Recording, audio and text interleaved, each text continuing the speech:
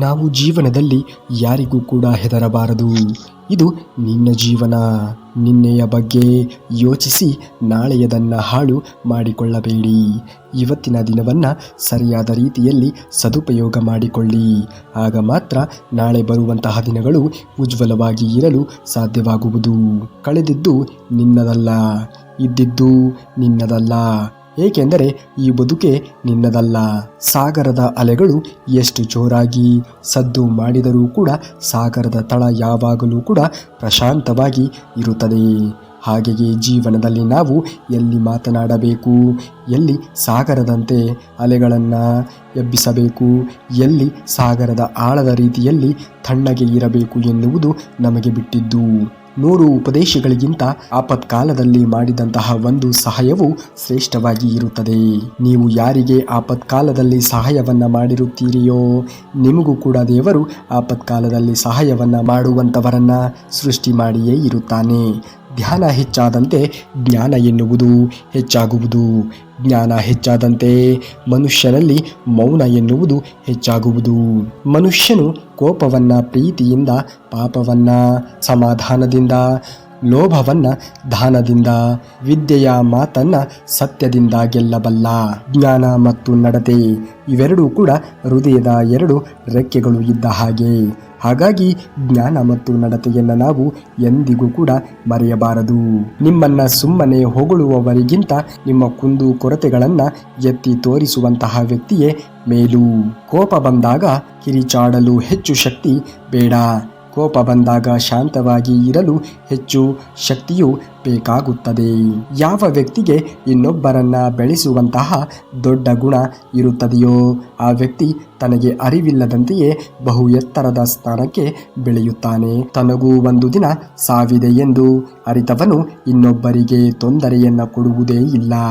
ಹಾಗಾಗಿ ಇಲ್ಲಿ ನಾವು ಬಂದಿರುವುದೇ ಒಬ್ಬಂಟಿಯಾಗಿ, ಹೋಗುವುದು ಕೂಡ ಒಬ್ಬಂಟಿಯಾಗಿಯೇ.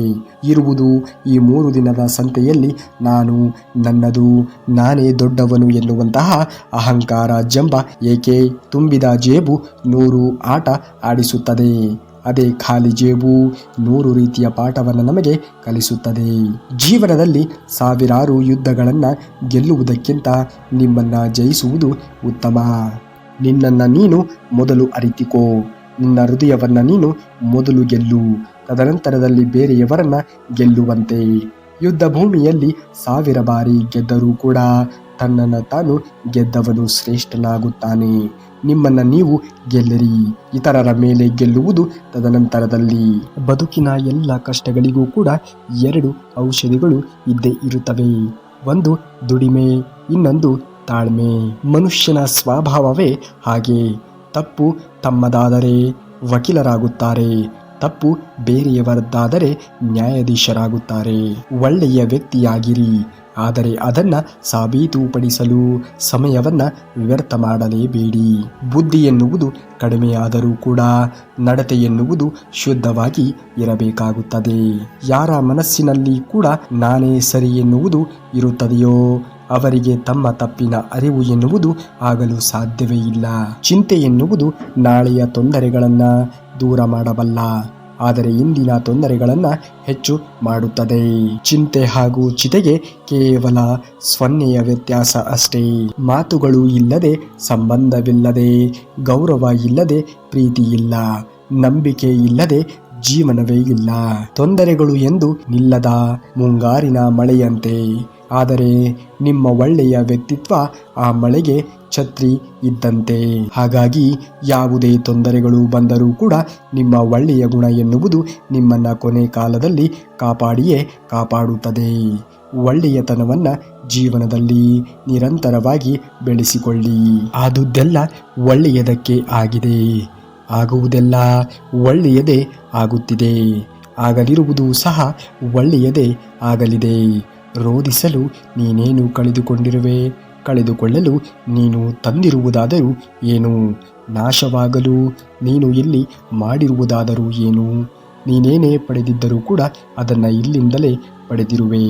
ಯಾವುದು ನಿನ್ನ ಹಣೆ ಬರಹದಲ್ಲಿ ಇರುತ್ತದೆಯೋ ಅದು ನಿನಗೆ ಸಿಕ್ಕೇ ಸಿಗುತ್ತದೆ. ಯಾವುದು ನಿನ್ನದಲ್ಲವೋ ನೀನು ಎಷ್ಟೇ ಪ್ರಯತ್ನವನ್ನು ಪಟ್ಟರೂ ಕೂಡ ಅದು ನಿನಗೆ ಸಿಗಲು ಸಾಧ್ಯವಿಲ್ಲ. ಚಿಂತೆಯನ್ನು ಮಾಡುವುದನ್ನು ಬಿಟ್ಟು ಬಿಡಬೇಕು. ಜೀವನದಲ್ಲಿ ಬರುವುದೆಲ್ಲವನ್ನ ಬಂದಂತೆ ಸ್ವೀಕರಿಸಬೇಕು. ನಮ್ಮ ಬದುಕು ಎನ್ನುವುದೇ ಒಂದು ರೀತಿಯ ಹೋರಾಟ ಇದ್ದ ಹಾಗೆ. ಈ ಹೋರಾಟದಲ್ಲಿ ನಾವು ಮಾಡುವಂತಹ ಕಾರ್ಯವನ್ನು ಪ್ರಾಮಾಣಿಕವಾಗಿ ಮಾಡುತ್ತಿರಬೇಕು. ಏನು ಆಗಬೇಕೋ ಅದು ಆಗೇ ತೀರುತ್ತದೆ. ಅದನ್ನು ತಡೆಯಲು ನಮ್ಮಿಂದ ಸಾಧ್ಯವೇ ಇಲ್ಲ. ಸತ್ಯದ ದಾರಿಯಲ್ಲಿ ಹೋಗು. ನೀನು ನಡೆಯುವಾಗ ಪಾತಾಳಕ್ಕೆ ಬಿದ್ದರೆ ನಿನ್ನನ್ನು ರಕ್ಷಣೆ ಮಾಡಲು ನಾನು ಬಂದೇ ಬರುತ್ತೇನೆ. ಸ್ವರ್ಗದಲ್ಲಿ ಎಲ್ಲವೂ ಕೂಡ ಇದೆ, ಆದರೆ ಸಾವು ಎನ್ನುವುದು ಇಲ್ಲ. ಭಗವದ್ಗೀತೆಯಲ್ಲಿ ಎಲ್ಲವೂ ಇದೆ, ಆದರೆ ಸುಳ್ಳು ಎನ್ನುವುದೇ ಇಲ್ಲ. ಜಗತ್ತಿನಲ್ಲಿ ಎಲ್ಲವೂ ಇದೆ, ಆದರೆ ನೆಮ್ಮದಿ ಎನ್ನುವುದೇ ಇಲ್ಲ. ಇವತ್ತಿನ ಮಾನವರಲ್ಲಿ ಎಲ್ಲವೂ ಇದೆ, ಆದರೆ ಮನಃಶಾಂತಿ ಎನ್ನುವುದೇ ಇಲ್ಲದಂತೆ ಆಗಿದೆ. ಮನಸ್ಸಿಗೆ ಮದವೇರಿದಾಗ ಸ್ಮಶಾನದಲ್ಲಿ ತಿರುಗಾಡಿ ಬರಬೇಕಂತೆ. ಏಕೆಂದರೆ ಅಲ್ಲಿ ನಾನು ನನ್ನಿಂದಲೇ ಎಂದು ಹೇಳಿದಂತಹ ಅದೆಷ್ಟೋ ಜನ ಮಣ್ಣಲ್ಲಿ ಮಣ್ಣಾಗಿರುವುದನ್ನು ನಾವು ಕಾಣಬಹುದು. ಈ ಭೂಮಿಯ ಮೇಲೆ ಯಾವುದು ಕೂಡ ಶಾಶ್ವತವಲ್ಲ. ಅಂದ ಮೇಲೆ ನಾವು ದೊಡ್ಡ ಸ್ಥಿತಿಯನ್ನ ತೋರಿಸುವುದರಲ್ಲಿ ಯಾವ ಅರ್ಥವೂ ಕೂಡ ಇರುವುದಿಲ್ಲ. ಭಗವಂತ ತಡ ಮಾಡಿದರೂ ಕೂಡ ನ್ಯಾಯವನ್ನೇ ಮಾಡುತ್ತಾನೆ ಹೊರತು ಯಾರಿಗೂ ಕೂಡ ಅನ್ಯಾಯವನ್ನ ಮಾಡುವುದಿಲ್ಲ. ತಡ ಮಾಡುವುದರ ಹಿಂದೆ ಅದ್ಭುತಗಳು ನಡೆಯುತ್ತವೆ. ನಾವು ಸುಮ್ಮನೆ ತಾಳ್ಮೆಯಿಂದ ಇದ್ದು ಕಾದು ನೋಡಬೇಕು ಅಷ್ಟೇ. ನಿಮ್ಮ ನಿರಂತರವಾಗಿರುವಂತಹ ಶ್ರಮಕ್ಕೆ ತಕ್ಕ ರೀತಿಯ ಪ್ರತಿಫಲವನ್ನು ಒಂದಲ್ಲ ಒಂದು ದಿನ ಆ ದೇವರು ಕರುಣಿಸಿಯೇ ಕರುಣಿಸುತ್ತಾನೆ. ಎಲ್ಲರೂ ಹೇಳುತ್ತಾರೆ ಮನುಷ್ಯನು ಖಾಲಿ ಕೈಯಲ್ಲಿ ಬರುತ್ತಾನೆ ಮತ್ತು ಖಾಲಿ ಕೈಯಲ್ಲಿ ಹೋಗುತ್ತಾನೆ ಎಂದು. ಆದರೆ ಮನುಷ್ಯನು ಭೂಮಿಗೆ ಬರುವಾಗ ಭಾಗ್ಯದ ಜೊತೆ ಬರುತ್ತಾನೆ, ಹೊರಡುವಾಗ ಕರ್ಮದ ಫಲವನ್ನು ಹೊತ್ತಿಕೊಂಡು ಹೊರಡುತ್ತಾನೆ. ನಾವು ಬದುಕುವುದಕ್ಕಾಗಿ ದುಡಿಯುವುದು ಅನಿವಾರ್ಯವಾಗಬೇಕು. ಹಾಗಂತ ಫಲದ ಬಗ್ಗೆ ಕಣ್ಣೀರನ್ನ ಇಟ್ಟು ಕೆಲಸವನ್ನ ಮಾಡಿದರೆ ನಿರಾಸೆಗಳೇ ಹೆಚ್ಚಾಗುವುದು. ಕೆಲಸವನ್ನು ನಾವು ಶ್ರದ್ಧೆಯಿಂದ ಪ್ರೀತಿಯಿಂದ ಮಾಡಿದರೆ ಮಾತ್ರ ಫಲ ಇಂದಲ್ಲ ನಾಳೆ ದೊರಕೇ ತೀರುತ್ತದೆ. ಒಂದು ಬಾರಿ ಅರ್ಜುನನು ಶ್ರೀಕೃಷ್ಣ ಪರಮಾತ್ಮನನ್ನ ಕೇಳಿದ, ಈ ಗೋಡೆಯ ಮೇಲೆ ಒಂದು ಸುಂದರವಾಗಿರುವಂತಹ ಸಂದೇಶವನ್ನು ಬರೀ. ಅದು ಹೇಗಿರಬೇಕು ಎನ್ನುವುದಾದರೆ, ಖುಷಿಯಲ್ಲಿ ಇದ್ದಾಗ ಆ ಒಂದು ಸಂದೇಶವನ್ನು ಓದಿದರೆ ದುಃಖವಾಗಬೇಕು. ಅದೇ ನಾವು ದುಃಖದಲ್ಲಿ ಇದ್ದಾಗ ಆ ಸಂದೇಶವನ್ನು ಓದಿದರೆ ಖುಷಿಯಾಗಬೇಕು ಎಂದು. ಅದಕ್ಕೆ ಶ್ರೀಕೃಷ್ಣ ಪರಮಾತ್ಮನು ಬರೆದ, ಈ ಸಮಯ ಎನ್ನುವುದು ಕಳೆದು ಹೋಗುವುದು ಎಂದು. ಅಕ್ಕಿ ಅನ್ನಕ್ಕೆ ಕೇಳಿದ್ದು ನೀನು ನಾನೇ ಆಗಿದ್ದೆ, ಆದರೆ ಹೇಗೆ ನೀನು ಅನ್ನವಾದೆ ಎಂದು. ಅನ್ನ ಎನ್ನುವುದು ಸುಂದರವಾಗಿ ಉತ್ತರಿಸಿತು, ನೀರು ಮತ್ತು ಬೆಂಕಿಗಳ ಸಂಪರ್ಕಕ್ಕೆ ನಾನು ಒಳಗಾದೆ. ಅವುಗಳ ಸಂಸ್ಕಾರದಿಂದ ಮೃದುವಾದೆ, ಮಧುರವಾದೆ. ಅಕ್ಕಿ ಎನ್ನುವಂತಹ ಭಾವವನ್ನು ನಾನು ಕಳೆದುಕೊಂಡೆ, ಅನ್ನ ಎನ್ನುವಂತಹ ಅನುಭವವನ್ನು ನಾನು ಪಡೆದುಕೊಂಡೆ. ಬದುಕಿನಲ್ಲಿ ಬೆಂದಷ್ಟು ಬೆಲೆ ಎನ್ನುವುದು ಹೆಚ್ಚಾಗುವುದು. ಕಷ್ಟಗಳು ಬರುವುದು ಸಹಜ. ಆದರೆ ಆ ಕಷ್ಟಗಳನ್ನು ಮೆಟ್ಟಿ ನಿಂತಾಗ ಮಾತ್ರ ಒಬ್ಬ ಪರಿಪೂರ್ಣವಾಗಿರುವಂತಹ ಜೀವನವನ್ನು ಕಟ್ಟಿಕೊಳ್ಳಲು ಸಾಧ್ಯವಾಗುವುದು. ನಿಮಗೆ ಕಷ್ಟಗಳು ಎದುರಾಗುತ್ತಿದ್ದರೆ ಆ ಕಷ್ಟಗಳು ಎಂದಿಗೂ ಕೂಡ ಶಾಶ್ವತವಲ್ಲ. ಇದನ್ನು ತಿಳಿದು ಜೀವನವನ್ನು ಮುಂದುವರಿಸಿ. ಆಗುವುದೆಲ್ಲ ಒಳ್ಳೆಯದಕ್ಕೆ ಆಗುತ್ತದೆ. ನೀವೇನಾದರೂ ಶ್ರೀಕೃಷ್ಣ ಪರಮಾತ್ಮನ ಭಕ್ತರಾಗಿದ್ದರೆ ಈ ಕೂಡಲೇ ಈ ವಿಡಿಯೋಗೆ ಒಂದು ಲೈಕನ್ನು ಮಾಡಿ. ಮುಂದಿನ ವಿಡಿಯೋದಲ್ಲಿ ಸಿಗುವವರೆಗೂ ಧನ್ಯವಾದ. ಕರುನಾಡಿಗೆ.